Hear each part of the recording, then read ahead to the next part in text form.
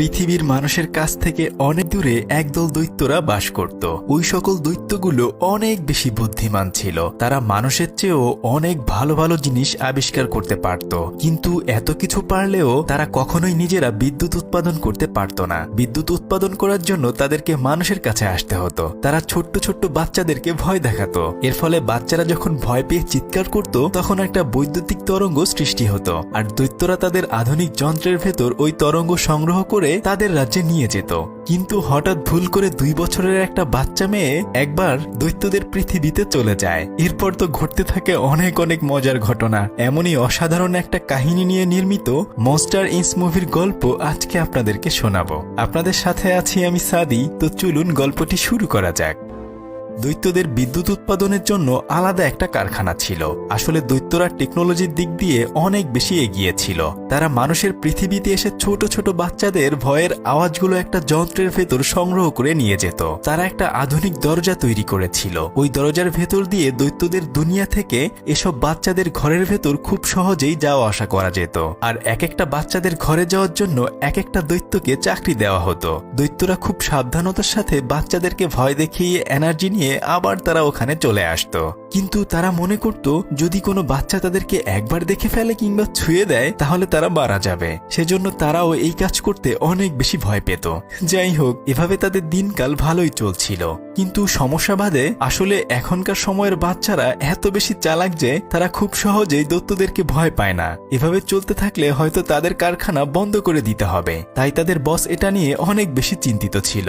তারা নতুন নতুন বুদ্ধি করতে থাকে কিভাবে বাচ্চাদেরকে খুব সহজে অনেক বেশি ভয় পাওয়ানো যায়। তবে তাদের মধ্যে একজন অভিজ্ঞ দৈত্য ছিল যে বাচ্চাদেরকে খুব সহজেই ভয় দেখাতে পারত। এই দৈত্যটার নাম হচ্ছে সুলে। তার মাইক নামে খুব ভালো একটা বন্ধু রয়েছে। তারা দুজন মিলে একসাথে সমস্ত কাজ করে। তবে তাদের একটা শত্রুও রয়েছে। তাদের ওখানে র্যান্ডল নামের আরেকটা দৈত্য তাদের খুব হিংসা করত। যাই হোক, একদিন সকালবেলা সুলে তার বন্ধুকে নিয়ে তাদের সেই কারখানার ওখানে রওনা হয়। অফিসে ঢুকেই রিসিপশনে লুকিয়ে লুকিয়ে মাইক সিলিয়াকে দেখছিল। আসলে সে তাকে খুব পছন্দ করে। ওই দিন সিলিয়ার বার্থডে ছিল, তাই সে তাকে পটানোর জন্য বলে, আজকে অফিস শেষে আমি তোমাকে ট্রিট দেব। সিলিয়া তার কথায় রাজি হয়ে যায়। মাইক এই খুশিতে অফিসে কোনো কাজেই মন বসাতে পারছিল না। সে খুশিতে ছটফট করছিল কখন অফিস সময় শেষ হবে। এই কারণে সে অফিসের অনেকগুলো কাজ তাড়াহুড়া করে ভুল করে ফেলে। অফিস টাইম শেষ হলে সিলিয়া এসে মাইককে খুব তাড়াতাড়ি বাইরে যেতে বলে, কেননা তাদের দুজনের দেরি হয়ে যাচ্ছিল। তখন বেচারা সুলে তার বন্ধুকে বলে, আরে তুই চিন্তা করিস না, তুই ওকে নিয়ে বাইরে থেকে ঘুরে আয়, আর আমি এদিকে তোর কাজটা কোনোভাবে সামলে নেব। সুলে তখন ভিতরে এসে দেখে যে একটা সাদা রঙের দরজা এখন ওখানে রয়ে গেছে। আসলে দৈত্যগুলো ওই দরজার ভেতর দিয়ে মানুষের দুনিয়ায় এসে বাচ্চাদেরকে ভয় দেখাতো, আর তাদের কাজ শেষ হয়ে গেলে দরজাগুলো আলাদা একটা জায়গায় সংরক্ষণ করে রাখা হতো। কিন্তু এই দরজাটা এখানেই রয়ে গেছে। এটা দেখে সুলে একটু চিন্তিত হয়ে যায়। সেজন্য সে দরজাটি খুলে ভিতরে দেখতে চায় আসলে ভেতরে কেউ আছে কিনা, কিন্তু সে ভেতরে কাউকেই খুঁজে পায় না। তখন সে ভাবতে থাকে এই দরজাটা এখানে এখনো কেন রয়েছে। এরপর সে ওখানে একটা লাল রঙের সুইচের উপর চাপ দিতে থাকে, আর কিছুক্ষণ পরে সে বুঝতে পারে তার লেজের কাছে কিছু একটা নাড়াচাড়া করছে। পেছনে তাকিয়েই সে 2 বছরের ছোট্ট বাচ্চা একটা মেয়েকে দেখতে পায়। বাচ্চাটি আসলে তার লেজ ধরে নাড়াচাড়া করছিল। সুলে বাচ্চাটিকে দেখেই ভয়ে চিৎকার করে ওখান থেকে পড়ে যায়। এখন তো সে ভীষণ বিপদে পড়ে গেছে, কেননা মানুষ যদি একবার দৈত্যদেরকে ছুঁয়ে দেয় তাহলে সে হয়তো মারা যাবে। তাই সুলে যে কোনো উপায়ে বাচ্চাটিকে ফেরত পাঠানোর জন্য চেষ্টা করতে থাকে। সে বাচ্চাটিকে হাত দিয়ে না ধরে বরং আরেকটি যন্ত্র দিয়ে ধরে ওই দরজার ভেতরে রেখে আসে। কিন্তু বাচ্চাটিও অনেক বেশি চালাক। সে তখন দৈত্যটির পিঠের উপরে শিংগুলো ধরে ওখান থেকে বারবার তার সাথে বের হয়ে আসে। তবুও সে অনেক কষ্ট করে বাচ্চাটিকে যখন ঘরের ভিতর রেখে আসতে যায় তখন বেচারা উল্টো ওখানে চিৎপটাং হয়ে পড়ে যায়। আর কিছুক্ষণ পরে ওখানে র্যান্ডল চলে আসে। তখন সুলে মনে করে হয়তো র্যান্ডল শত্রুতা করে তাকে ফাঁসানোর জন্য এই কাজটা করেছে। র্যান্ডল তখন কয়েকটা ড্রাম নিয়ে ওই দরজার ভেতরে যায়, আর এই ফাঁকে সুলি তখন ওখান থেকে দৌড়ে পালিয়ে আসে। তবে কি যন্ত্রণা! একটু পরেই দেখা যায় ওই বাচ্চাটি আসলে পৃথিবীতে যায়নি, বরং উল্টো সুলের ঘাড়ে চড়ে দৈত্যদের দুনিয়ায় চলে এসেছে।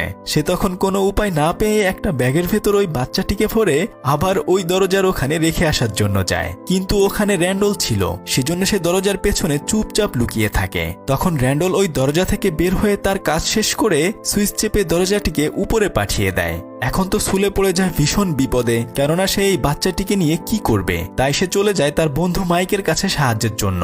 মাইক তো তখন সিলিয়ার সাথে ডেটিং করছিল। সে তখন তার বন্ধু মাইককে সমস্ত ঘটনা খুলে বলে। কিন্তু যখন তার বন্ধু মাইক বাচ্চাটিকে দেখতে চায়, তখন সুলে ওই বাচ্চাটির ব্যাগ আর কোথাও খুঁজে পায় না। তবে রেস্টুরেন্টের ভিতরে দেখা যায় ওই বাচ্চাটি কোনো মতে ব্যাগের চেইন খুলে হাঁটতে হাঁটতে অনেকগুলো দৈত্যর ওখানে চলে যায়। কিছুক্ষণ পরে সে ব্যাগের চেইন খুলে সবার সামনে বের হয়ে আসে, আর দৈত্যরা বাচ্চাটিকে দেখে ভয়ে চিৎকার করতে থাকে।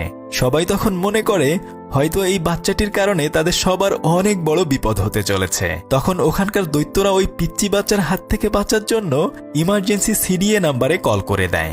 আসলে যদি ভুলক্রমে কোনো মানুষ দৈত্যদের দুনিয়ায় চলে আসে কিংবা কোনো মানুষকে ছুঁয়ে দেয়, তখন ওই মানুষটিকে আবার পৃথিবীতে ফেরত পাঠানো এবং দৈত্যদেরকে জীবাণুমুক্ত করার কাজ করে সিডিএ।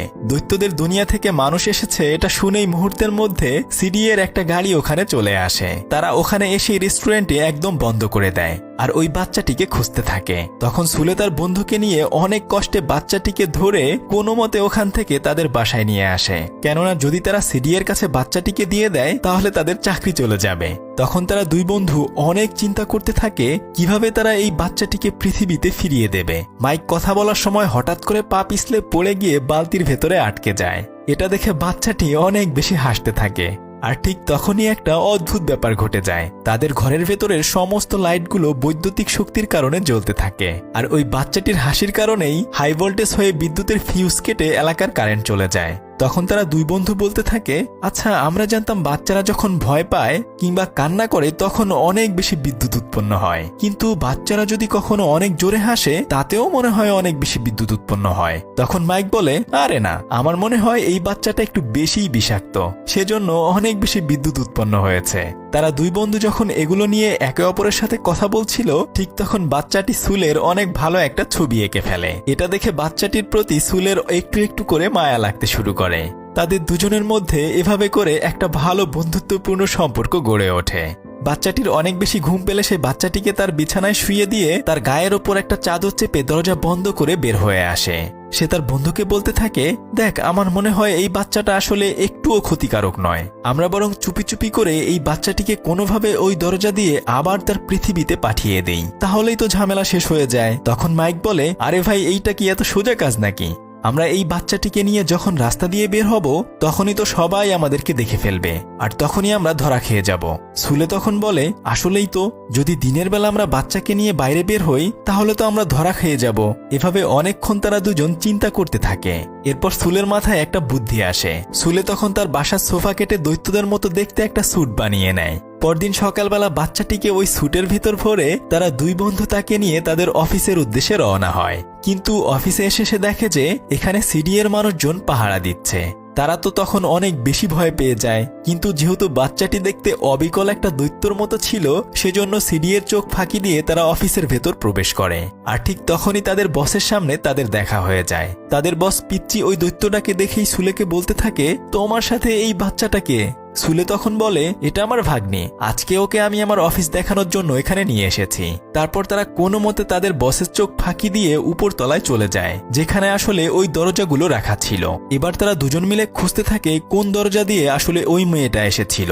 কিছুক্ষণ পরে মাইক ওখানে একটা দরজা নিয়ে আসে, কিন্তু ছুলে বলে, না রে ভাই, এই দরজাটা আসলে সেই দরজা না, এটা দিয়ে আমরা কোনোভাবেই বাচ্চাটিকে ওর দুনিয়াতে পাঠাতে পারবো না।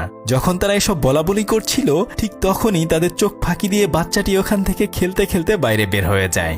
আর অন্যদিকে তাদের অফিসের প্রত্যেকটি জায়গায় র্যান্ডল ওই বাচ্চাটিকে খুঁজছিল। সে এসে তাদের দুই বন্ধুকে বলতে থাকে, তোরা কি ওই বাচ্চাটাকে দেখেছিস? কিন্তু তারা দুজন কোনো কথাই বলে না। তবে পত্রিকায় ওই ছোট্ট বাচ্চা মেয়েটির একটা ছবি প্রকাশিত হয়। র্যান্ডল দেখে যে ওই ছবির পেছনে সুলে এবং মাইককে দেখা যাচ্ছে। তখন সে বুঝে যায় এই বাচ্চাটির সাথে ওদের কোনো না কোনো লিঙ্ক রয়েছে। ওদিকে তারা দুই বন্ধু বাচ্চাটিকে যেখানে সেখানে খুঁজতে থাকে। আর তখন র্যান্ডল মাইককে ধরে বলতে থাকে, আমি জানি তোরা বাচ্চাটিকে লুকিয়ে রেখেছিস, আমি সমস্ত কিছু জেনে গেছি, তবে আমি তোদের কোনো ক্ষতি করতে চাই না। তোরা যদি বাঁচতে চাস তাহলে সবাই যখন লাঞ্চে যাবে তখন তোরা সাদা একটা দরজা দিয়ে ওই বাচ্চাটিকে পৃথিবীতে ফেরত পাঠিয়ে দিবি, তাহলে আমি তোদের কথা কাউকে কোনো কিছুই বলবো না। এরপর তারা দুই বন্ধু অনেক খোঁজাখুঁজি করে ওই বাচ্চা মেয়েটিকে খুঁজে পায়। তারপর তারা দুজন দৌড়ে চলে আসে সেই দরজার কাছে, যেখান দিয়ে তারা ওই বাচ্চা মেয়েটিকে আবার তার দুনিয়ায় পাঠিয়ে দিতে পারবে। তখন মাইক সুলেকে বলে, এই দরজাটি এখানে র্যান্ডল রেখেছে, ও আমাদেরকে সাহায্য করেছে। এটা শুনে সুলে বলে, আমার মনে হয় না ওই শয়তান র্যান্ডল আমাদের কোনো উপকার করবে। নিশ্চয়ই এই বাচ্চাটিকে নিয়ে ওর কোনো খারাপ মতলব রয়েছে, ও বাচ্চাটির ক্ষতি করতে পারে। আমি কোনোভাবেই বোকে র্যান্ডলের হাতে তুলে দিতে পারবো না। আসলে সুলে বাচ্চাটিকে ভালোবেসে বো নাম দিয়েছিল। তখন মাইক সুলেকে বলে, তুমি শুধুই র্যান্ডলের উপর সন্দেহ করছো। এই দেখো আমি ওই ঘরের ভেতর প্রবেশ করছি। এই বলে সে ওই ঘরের ভিতর গিয়ে বাচ্চাটির বিছানার উপর লাফাতে থাকে। আর ঠিক তখনই র্যান্ডল মাইককে বাচ্চা মনে করে ফাঁদের ভেতর আটকে ওখান থেকে অন্য আর একটা রুমে নিয়ে যায়। সুলে তখন দূর থেকে লুকিয়ে লুকিয়ে চুপি চুপি সব কিছু দেখে ফেলে। র্যান্ডল যখন ওই বাক্সটি খুলে তখন সে দেখতে পায় যে ওখানে আসলে বাচ্চাটি নেই, বরং ওটার ভিতর মাইক রয়েছে। সে রাগ করে মাইককে বলতে থাকে, তোরা বাচ্চাটিকে কোথায় লুকিয়ে রেখেছিস? কিন্তু মাইক কিচ্ছু বলে না। তখন র্যান্ডল রাগ করে বলতে থাকে, আমি ওই বাচ্চাটিকে ওখান থেকে কিডন্যাপ করে এনেছি। আমার কাছে একটা প্ল্যান রয়েছে। আমি একটা আলাদা ধরনের যন্ত্র বানিয়েছি, যেই যন্ত্রটা দিয়ে বাচ্চাটিকে নিয়ে আমি এক্সপেরিমেন্ট করব। এরপর যে বিদ্যুৎ উৎপাদন করতে পারবো, সেই বিদ্যুৎ বিক্রি করে আমি অনেক বেশি বড়লোক হয়ে যাব। অনেক চেষ্টা করেও র্যান্ডল সুলের মুখ থেকে ওই বাচ্চাটির কথা বের করতে পারে না।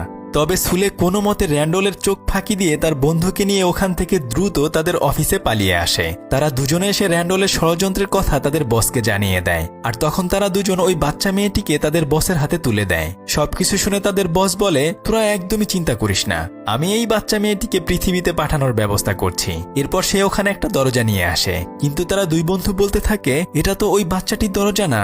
তখন তাদের বস তাদেরকে ধাক্কা দিয়ে ওই দরজার ভিতরে ফেলে দিয়ে বলে, এই দরজাটা আমি তোদের জন্য এনেছি, যেন তোরা এখান থেকে চিরতরে চলে যেতে পারিস। এরপর তাদের দুই বন্ধুকে তাদের বস ওই দরজা দিয়ে হিমালয়ে পাঠিয়ে দেয়। এবার তারা দুই বন্ধু বুঝতে পারে, যেহেতু বাচ্চারা এখন আর আগের মতো দৈত্যদেরকে ভয় পায় না, তাই নিশ্চয়ই তাদের বস র্যান্ডলের সাথে হাত মিলিয়ে বাচ্চা কিডন্যাপ করার প্ল্যান করেছিল। কিন্তু হিমালয়ের এত শীতের মধ্যেও সুলে ওই বাচ্চাটির কথা মনে করছিল। তখন মাইক রাগ করে বলে, ওই বাচ্চাটির কারণেই এমন হয়েছে। তুমি যদি ওই বাচ্চাটিকে বাড়িতে না নিয়ে যেতে, তাহলে আমরা এমন বিপদে পড়তাম না। আমি তোমার সাথে আর থাকতে চাই না, তুমি তোমার মতো থাকো। এই কথা শুনে সুলে মন খারাপ করে ওখান থেকে বের হওয়ার জন্য রাস্তা খুঁজতে চলে যায়। তখন মাইক তার বন্ধুর দিকে মায়া ভরা চোখে তাকিয়ে থাকে। তবে সুলে ঠিকই ওই হিমালয় থেকে বুদ্ধি করে আবার দৈত্যদের দুনিয়ায় চলে আসে। সে ওই অফিসের ভেতর লুকিয়ে লুকিয়ে প্রবেশ করে। সে এসে দেখতে পায় যে র্যান্ডল ওই বাচ্চা মেয়েটিকে একটা চেয়ারের ভেতর বেঁধে তার আবিষ্কার করা সেই যন্ত্রটি দিয়ে তাকে ভয় দেখানোর চেষ্টা করছে। ঠিক তখনই ওই বাচ্চা মেয়েটিকে বাঁচানোর জন্য সুলে তার উপর ঝাঁপিয়ে পড়ে, কিন্তু র্যান্ডল প্রায় তাকে গলায় রশি পেঁচিয়ে মেরেই ফেলছিল। আর ঠিক তখনই বন্ধুকে সাহায্য করার জন্য মাইক কোনো মতে আবার ওই হিমালয় থেকে দৈত্যদের দুনিয়ায় চলে আসে। এরপর তারা দুই বন্ধু মিলে র্যান্ডলকে বোকা বানিয়ে ওখান থেকে ওই বাচ্চাটিকে নিয়ে চলে যায় ওই দরজাগুলোর কাছে। তারা দুজন তখন অনেক খোঁজাখুঁজি করে ওই সাদা দরজাটি খুঁজে পায়, কিন্তু ঠিক তখনই ওখানে র্যান্ডল চলে আসে। তাদের দুজনকে মেরে র্যান্ডল ওই বাচ্চা মেয়েটিকে নিয়ে যায়। কিন্তু বাচ্চা মেয়েটিকে বাঁচানোর জন্য যখন সুলে এবং মাইক একটা দরজা ধরে ঝুলে ঝুলে সামনের দিকে আগাতে থাকে, ঠিক তখন র্যান্ডল ওই দরজাটিকে একদম নিচে ফেলে দেয়। কিন্তু তারা দুই বন্ধু তো হাল ছাড়ার পাত্র নয়, তাই একটু পরে তারা ওখানকার দরজাগুলো ধরে ঝুলে ঝুলে সেই সাদা দরজার কাছে চলে আসে। কিন্তু র্যান্ডল সুলেকে তখন আবারও নিচে ফেলে দিতে চায়। সুলে তখন অনেক কষ্ট করে ওই দরজা ধরে ঝুলে থাকে। আর এই সুযোগে ওই বাচ্চা মেয়েটি র্যান্ডলের পিঠে চড়ে তার চোখ নাক কান মুখ ধরে টানতে থাকে। এর ফলে সুলে ওই দরজার ভেতর প্রবেশ করেই র্যান্ডলকে সেই পিটানি দেয়। এরপর তারা দুই বন্ধু মিলে র্যান্ডলকে ধরে আর একটা দরজার ভেতর ফেলে দিয়ে দরজাটি চিরতরে নষ্ট করে দেয়, যেন সে আর কোনোদিনও এখানে ফিরে আসতে না পারে। এখন তারা দুই বন্ধু দৌড়ে চলে যায় সেই সাদা দরজাটির কাছে। যখন তারা বাচ্চাটিকে পৃথিবীতে পাঠিয়ে দিবে, ঠিক তখনই তারা দেখতে পায় যে ওখানে বিদ্যুৎ চলে গেছে। আসলে যেহেতু এখন বাচ্চারা তাদেরকে একদমই ভয় পায় না, সেজন্য তাদের ওখানেও লোডশেডিং হয়। এখন তো তারা দুই বন্ধু অনেক বেশি চিন্তায় পড়ে যায়। আর ঠিক তখনই তাদের বস সিডি এর অনেকগুলো সদস্যকে নিয়ে ওখানে চলে আসে। সে তাদেরকে বলতে থাকে, এই মাইক আর সুলে মিলে এই বাচ্চাটিকে এখানে কিডন্যাপ করে এনেছে, তোমরা গিয়ে ওদের দুজনকে ধরে নিয়ে যাও। তখন তারা দুই বন্ধু ওখান থেকে তাদের হাত থেকে বাঁচার জন্য দৌড়াতে থাকে। কিন্তু এভাবে তো হেরে গেলে চলবে না, তাই সবার চোখ ফাঁকি দিয়ে তারা বুদ্ধি করে তাদের বসকে বন্দি বানিয়ে কন্ট্রোল রুমে নিয়ে আসে। তখন তাদের বসের মুখ থেকে তারা সমস্ত সত্য কথা বের করে নেয়। এরপর সিডিএর মেম্বাররা এসে তাদের বসকে ধরে নিয়ে যায়। তারা দুই বন্ধু মিলে আবার সেই দরজাটি দিয়ে বাচ্চাটিকে তার পৃথিবীতে পাঠিয়ে দেয়। তখন বাচ্চাটির সাথে সুলেও তার রুমের ভেতর প্রবেশ করে। বাচ্চাটি তার রুমের ভেতরে থাকা অনেকগুলো খেলনা সুলের হাতে তুলে দেয়। সে মনে করে হয়তো সুলে তার সাথে এখানে খেলা করবে, কিন্তু সুলেকে তো ওখান থেকে চলে আসতে হবে। সে চাইলেই বাচ্চাটির সাথে থাকতে পারবে না, তাই সে তখন বাচ্চাটিকে জড়িয়ে ধরে কান্না করে দেয়। আসলে সেও বাচ্চাটির মায়ায় পড়ে গিয়েছিল। কি আর করা, অনেক বেশি মন খারাপ করে সে তার ছোট্ট বন্ধুকে বিদায় জানিয়ে আবার দৈত্যদের দুনিয়ায় চলে আসে। এরপর তারা ওই দরজাটিকে একদম ভেঙে টুকরো টুকরো করে ফেলে, যেন আর কেউ কোনোদিন ওই বাচ্চাটির কাছে না যেতে পারে। এখন সুলে ওই কোম্পানির বস। তারা বাচ্চাদেরকে আর ভয় দেখায় না, বরং বাচ্চাদেরকে হাসিয়ে বিদ্যুৎ উৎপাদন করে। কিন্তু সুলে এখনো মাঝে মাঝেই ওই পিচ্চি মেয়েটির আঁকা ছবিটি হাতে নিয়ে তাকে মিস করতে থাকে। মাইক এগুলো দেখে তার বন্ধুকে আলাদা একটা রুমের ভেতরে নিয়ে যায়। সে তখন দেখে যে মাইক সেই দরজাটি আবার জোড়াতালি দিয়ে ঠিক করে ফেলেছে, কিন্তু দরজার একটা টুকরো কোথাও খুঁজে পাওয়া যাচ্ছে না। তখন সুলে ওই দরজার একটা টুকরো তার নিজের কাছ থেকে বের করে দেয়। আসলে সে ওই বাচ্চাটির স্মৃতি হিসেবে ওই টুকরোটি তার কাছে রেখে দিয়েছিল। সে তখনই কাঠের টুকরোটি দরজার ভেতর লাগিয়ে দেয়, আর ঠিক তখনই দরজাটি খুলে যায়। সুলে তখন দরজা খুলে বউ বলে ওই মেয়েটিকে ডাক দেয়, আর মেয়েটিও তখন তাকে কেটি বলে ডাকে। বাচ্চাটিও ভালোবেসে তাকে কেটি বলে ডাকত। কয়েকদিনের মধ্যেই আইপিএল খেলা শুরু হতে চলেছে। আপনি চাইলে ক্রিকেট ম্যাচে প্রেডিকশন করে বিএমডব্লিউ গাড়ি, আইফোন, ল্যাপটপ এবং আরো অনেক নগদ পুরস্কার জিতে নিতে পারেন। এই অ্যাপে আপনি সমস্ত লাইভ ক্রিকেট খেলা দেখতে পারবেন, আর সেখানে আপনি প্রেডিকশন করতে পারবেন কোন দল জিতবে, কোন দল কত রান করবে এবং কে সর্বোচ্চ স্কোর পাবে। এছাড়া আপনি সেখানে বিভিন্ন ধরনের গেম খেলতে পারবেন। আর আপনি যদি রেজিস্ট্রেশনের সময় আমাদের দেওয়া প্রোমো কোডটি ব্যবহার করেন, তাহলে প্রথমবার এই 26,000 টাকা পর্যন্ত পেয়ে যাবেন। খুব সহজেই পেটিএম, ব্যাংক এবং অন্যান্য সহজ পদ্ধতির মাধ্যমে আপনি সেই টাকা তুলতে পারবেন। তো দেরি কিসের আর? অনেক্সবেটের লিংক এবং প্রোমো কোড আমি কমেন্টে পিন করে দিয়েছি। প্রোমো কোডটি ব্যবহার করে আপনার প্রিয় দলকে সাপোর্ট করুন এবং পুরস্কার জিতে নিন।